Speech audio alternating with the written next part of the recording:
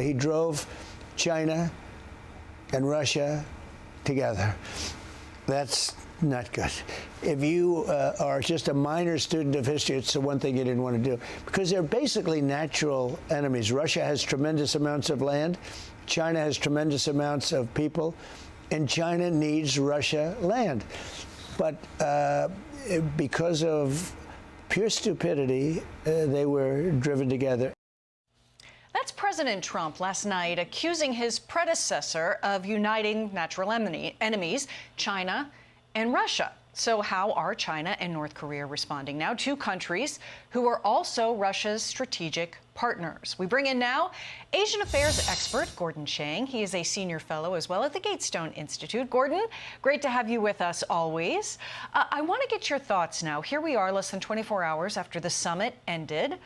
What does this mean now, potentially, for China, for North Korea, for some of these allies that Russia has had really no choice but to turn to and depend on and increase relations with since the Ukraine war began and since Vladimir Putin himself now facing charges with the International Criminal Court? Your thoughts?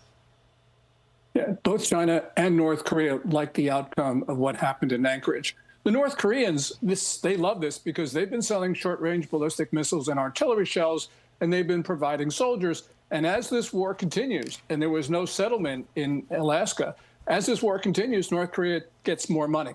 The Chinese, I think, also want to see this war continue.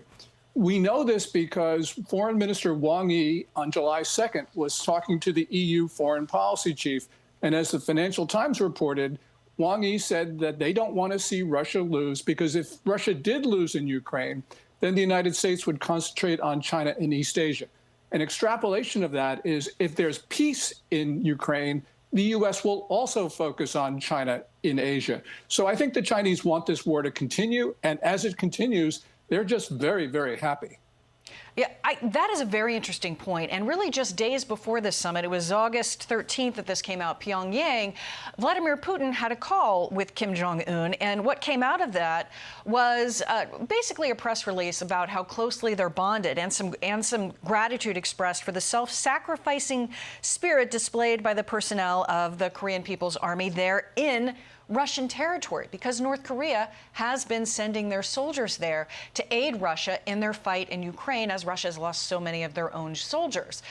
Is North Korea perhaps the country that stands the most to gain from a continued battle between Russia and Ukraine? Yes, probably that's true, because every soldier in Ukraine makes a lot of money for Pyongyang, perhaps $1,200 a month or whatever. There's 12,800 soldiers there in the initial batch. There's talk of an additional 30,000 North Korean soldiers going to Ukraine. And there could very well be more than that. So really what we're talking about is a substantial commitment of North Korean troops to the front.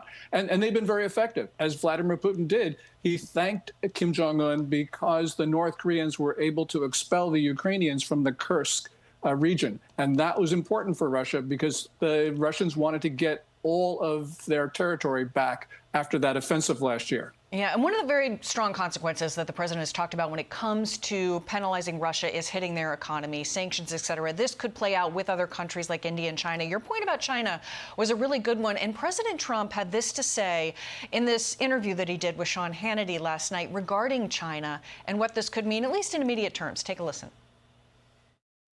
Because of what happened today, I think I don't have to think about that. Now, I may have to think about it in 2 weeks or 3 weeks or something, but we don't have to think about that right now. I think the meeting went very well. Just specifically, he was talking there about penalizing China for buying Russian oil. Your thoughts on sort of this pause the president is giving these allies of Russia, at least for now? I think President Trump should impose those tariffs on China and increase the tariffs on India for purchasing Russian oil. Also, he needs to make the sanctions on Russia stricter. And the reason is he needs to give an incentive for Russia, India, and China to act constructively. Right now, they don't, except India does have that 25% tariff, and there are some sanctions on Russia. But he needs to give all of these countries, show them the power of the United States. And by the way, the Chinese right now, they look at the U.S. tariffs on India for buying Russian oil, and they know that they've been buying Russian oil and they're not subject to tariffs. And that means Beijing believes that it has control over Trump. Now, Trump doesn't think that, and I think the Chinese are wrong, but the way the Chinese think is very important because that motivates them to act. And we need to show them that the United States is the boss, that the Chinese are not the boss. Gordon Chang, thank you very much. Your insights always appreciated. We appreciate your time.